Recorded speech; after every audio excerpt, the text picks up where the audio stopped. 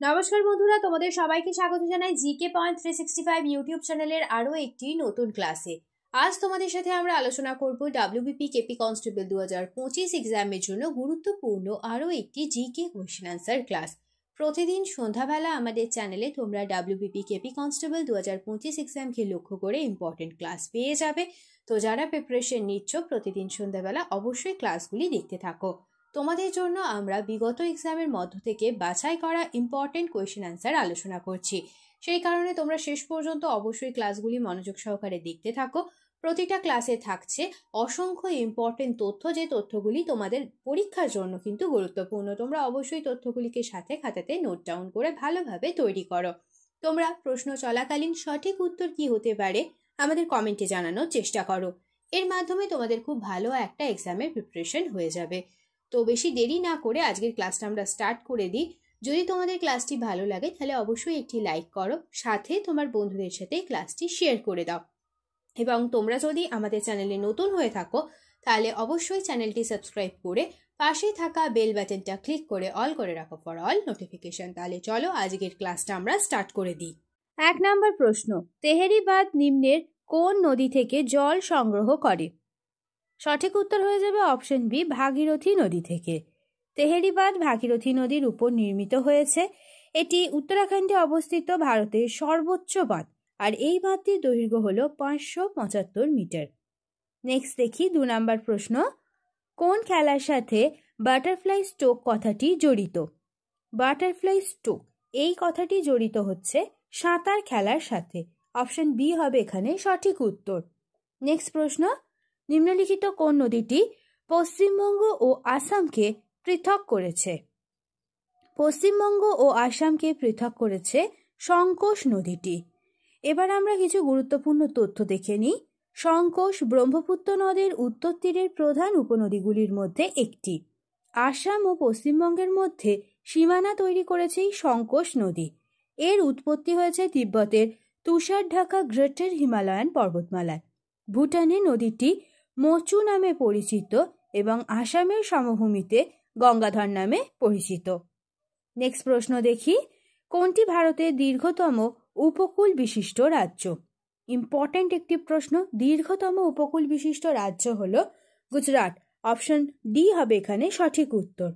Next প্রশ্ন, নন্দাদেবী পর্বতশৃঙ্গ কোথায় অবস্থিত?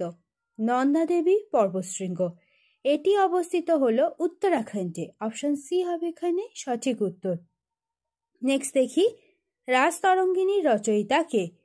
রাজতরঙ্গিনীর রচয়িতা হলো কলহন। অপশন বি হবে এখানে সঠিক উত্তর। রাজতরঙ্গিনী বইটি থেকে তৎকালীন কাশ্মীরের ইতিহাস সম্পর্কে জানা যায়। হরি সেন ছিলেন সমুদ্রগুপ্তের সভাকবি। তিনি এলাহাবাদ প্রশস্তির রচয়িতা। ইম্পর্টেন্ট একটি তথ্য। এছাড়া দেখে নিই, সন্ধ্যাকার নন্দী রামচরিত লিখেছিলেন আর তুলসীদাস লিখেছিলেন রামচরিত মানস। এই প্রশ্নগুলি কিন্তু এক্সামে ভীষণভাবে আসে। তো এই প্রশ্নগুলো অবশ্যই কিন্তু তোমরা, এই তথ্যগুলো অবশ্যই তোমরা খাতাতে নোট ডাউন করে নাও। নেক্সট দেখি, মানালি শহর কোন নদীর তীরে গড়ে উঠেছে? মানালি শহরটি গড়ে উঠেছে বিপাশা নদীর তীরে। সিন্ধু নদীর অন্যতম উপনদী হচ্ছে এই বিপাশা, আর রোহংতাং গিরিপথের কাছে বিয়াস নদীর উৎপত্তি। নেক্সট দেখি, ভারতের সবচেয়ে বেশি এলাকা জুড়ে রয়েছে। সঠিক উত্তর কি হবে? কোন মৃত্তিকা রয়েছে ভারতের বেশিরভাগ এলাকা জুড়ে? সঠিক উত্তর হবে পলি মৃত্তিকা। ল্যাটেরাইট মৃত্তিকাতে কি কি চাষ হয়? চা আর কফি। আর কৃষ্ণ মৃত্তিকা বা রেগুর মৃত্তিকাতে কি চাষ হয়? সঠিক উত্তর হবে কার্পাস, ব্ল্যাক কটন সয়েল বা কার্পাস মৃত্তিকা। কার্পাস চাষ হয় কৃষ্ণ মৃত্তিকায় বেশি। নেক্সট প্রশ্ন দেখি, সত্যমেব জয়তে কথাটি কোন গ্রন্থ থেকে নেওয়া হয়েছে? সত্যমেব জয়তে এই কথাটি নেওয়া হয়েছে মুন্ডক উপনিষদ থেকে। অপশন বি হবে এখানে সঠিক উত্তর। বৃহদারণ্যক হলো সব থেকে পুরাতন উপনিষদ। এই তথ্যটি তোমরা অবশ্যই খাতাতে লিখে রাখো। নেক্সট দেখি, ভারতের ম্যাকিয়াভেলি কাকে বলে? ভারতের ম্যাকিয়াভেলি বলে চাণক্যকে। অপশন বি হবে এখানে সঠিক উত্তর। চাণক্যের আমরা আরো দুটি নামে চাণক্যকে চিনি, একটি হলো কৌটিল্য আর একটি হচ্ছে বিষ্ণুগুপ্ত। চাণক্যের লেখা একটি বিখ্যাত বই হলো অর্থশাস্ত্র। চাণক্য ছিলেন চন্দ্রগুপ্ত মৌর্যের অর্থাৎ নন্দ বংশের শেষ সম্রাট ধননন্দকে তিনি উৎখাত করে মৌর্য বংশের প্রতিষ্ঠাতা তিনি করেছিলেন। এরপরে দেখে নিই, তিনি চন্দ্রগুপ্ত মৌর্যের প্রধানমন্ত্রীও ছিলেন। এই তথ্যগুলিও কিন্তু তোমাদের জন্য ইম্পর্টেন্ট। নেক্সট প্রশ্ন দেখি, কোন ঘটনার জন্য সূর্যোদয় এবং সূর্যাস্তের সময় বায়ুমণ্ডলের রং লাল দেখায়? কোন ঘটনার জন্য দেখায়? সঠিক উত্তর হবে অপশন ডি, আলোর ছড়িয়ে পড়ার কারণে সূর্যোদয় আর সূর্যাস্তের সময় বায়ুমণ্ডলের রংটি হয় লাল। এই ঘটনাটিকে বিক্ষেপণ বলা হয়ে থাকে। নেক্সট প্রশ্ন দেখি, মুর্শিদাবাদ জেলাকে দুটি ভাগে ভাগ করেছে কোন নদী?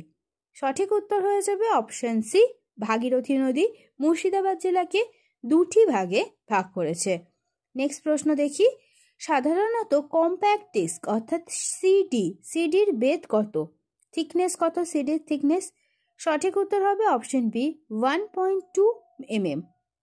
একটি সিডি স্ট্যান্ডার্ড সিডির 120 mm অর্থাৎ 4.75 ইঞ্চি ব্যাস এবং 1.2 মিমি অর্থাৎ 0.05 ইঞ্চি পুরু হয়ে থাকে। নেক্সট প্রশ্ন দেখি, নিম্নের কে বোম্বে স্টক এক্সচেঞ্জের প্রতিষ্ঠাতা করেছিলেন? বোম্বে স্টক এক্সচেঞ্জের প্রতিষ্ঠা করেছিলেন প্রেমচাঁদ রায়চাঁদ। প্রেমচাঁদ রায়চাঁদ কটন কিং বা বুলিয়ন কিং নামে পরিচিত। বোম্বে স্টক এক্সচেঞ্জ প্রতিষ্ঠিত হয়েছিল 1875 খ্রিস্টাব্দে এবং এটি এশিয়ার প্রাচীনতম স্টক এক্সচেঞ্জ। নেক্সট প্রশ্ন দেখি, নিম্নের কোনটি উপেন্দ্র কিশোর রায়চৌধুরীর রচনা নয়? উপেন্দ্র কিশোর রায়চৌধুরীর রচনা নয়, এখানে সঠিক উত্তর হবে অপশন এ, বসন্ত লীলা। বসন্ত লীলা লিখেছেন জ্যোতিরিন্দ্রনাথ ঠাকুর। এছাড়া যে তিনটি অপশন রয়েছে, টুনটুনির বই, গুপিগাইন বাঘাবাইন আর গল্পমালা, এই তিনটি উপেন্দ্র কিশোর রায়চৌধুরীর রচনা। নেক্সট প্রশ্ন, ঢালি কোন রাজ্যের আঞ্চলিক লোকনৃত্য? ঢালিটি হলো পশ্চিমবঙ্গ রাজ্যের আঞ্চলিক লোকনৃত্য। আনুমানিক রাজা প্রতাপাদিত্য এর সময়কালে এই ঢালি নৃত্যটি বিকাশ লাভ করেছিল আর এটি এক প্রকার সামরিক নৃত্য হিসেবে গণ্য করা হয়। নেক্সট প্রশ্ন দেখি, কিরিটি এই চরিত্রটির স্রষ্টা কে? ইম্পর্টেন্ট একটি চরিত্র কিরিটি, তো এই চরিত্রটির স্রষ্টা হয়ে যাবে নিহার রঞ্জন গুপ্ত। এছাড়াও আরও দুটি গুরুত্বপূর্ণ চরিত্র স্রষ্টা আমরা দেখে নিই, যেগুলি এক্সামে প্রায় এসে থাকে, হর্ষবর্ধন ও গোবর্ধন। এই চরিত্রের স্রষ্টা হচ্ছে শিবরাম চক্রবর্তী। আর বিরিঞ্চি বাবা এই চরিত্রটির স্রষ্টা রাজশেখর বসু। এই প্রশ্নগুলো কিন্তু এক্সামে এসে থাকে, তোমরা এই তথ্য দুটিও খাতাতে নোট ডাউন করে নাও। নেক্সট দেখি, অলিম্পিককে ভারতের জন্য প্রথম পতাকাবাহী কে ছিলেন? ইম্পর্টেন্ট ভিভিআই একটি প্রশ্ন তোমাদের জন্য। সঠিক উত্তর হয়ে যাবে অপশন এ, পূর্মা ব্যানার্জি। তিনি হলেন ভারতের জন্য প্রথম অলিম্পিকে পতাকাবাহী। বেলজিয়াম অ্যান্টওয়ার্পে 1920 সালে অলিম্পিকে পূর্মা ব্যানার্জি প্রথম পতাকাবাহী ছিলেন। প্যারিস অলিম্পিক 2024-এ ভারতের পতাকাবাহী হলেন শরৎ কামাল। তিনি একজন টেবিল টেনিস খেলোয়াড়। এই প্রশ্নটিও তোমাদের জন্য ইম্পর্টেন্ট। এছাড়াও প্রাক্তন ভারতীয় পুরুষ হকি দলের অধিনায়ক মনপ্রীত সিং এবং মেরি কম টোকিও অলিম্পিক 2020-তে পতাকাবাহী হিসাবে ভারতকে নেতৃত্ব দিয়েছিলেন। এই কি পয়েন্টের যে তথ্যগুলি রয়েছে, প্রত্যেকটি তথ্য কিন্তু তোমাদের জন্য ভীষণ গুরুত্বপূর্ণ। নেক্সট প্রশ্ন দেখি, এশিয়াটিক সোসাইটি কে প্রতিষ্ঠা করেন? এশিয়াটিক সোসাইটি প্রতিষ্ঠা করেন উইলিয়াম জোন্স। অপশন এ হবে এখান থেকে সঠিক উত্তর। 1784 সালের 15ই জানুয়ারি ভারত তত্ত্ববিদ স্যার উইলিয়াম জোন্স ব্রিটিশ ভারতের তদানীন্তন রাজধানী কলকাতার ফোর্ট উইলিয়ামে এই সংস্থাটি প্রতিষ্ঠা করেছিলেন। নেক্সট প্রশ্ন, স্কেলিটন হ্রদ ভারতের কোন রাজ্যে অবস্থিত? স্কেলিটন হ্রদ এটি অবস্থিত হলো উত্তরাখণ্ডে। হিমালয়ের কোলে উত্তরাখণ্ডের চামোলি জেলায় 1 গ্রামে অবস্থিত এই স্কেলিটন লেক। এই হ্রদের আসল নাম হলো কিন্তু রূপকুণ্ড। বছরের বেশিরভাগ সময় এই হ্রদ বরফে ঢাকা থাকে, কিন্তু যখন বরফ গলে যায় তখন এই হ্রদে অনেক মানুষের কঙ্কাল দেখতে পাওয়া যায়।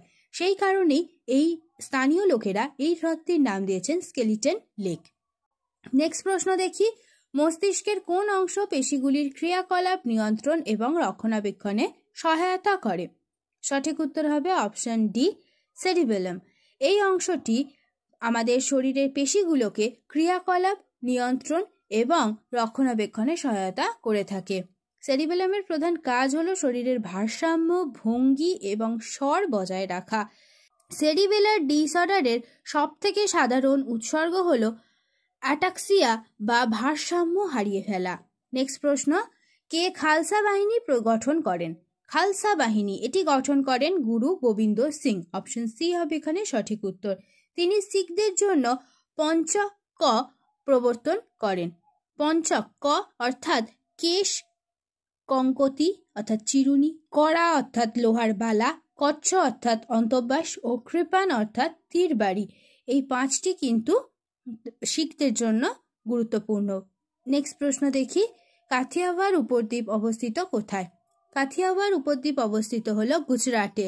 কাথিয়াওয়াড় হলো আরব সাগরের সীমান্তবর্তী প্রায় 61,000 বর্গ কিলোমিটার আয়তন বিশিষ্ট ভারতের পশ্চিম উপকূলের একটি উপদ্বীপ।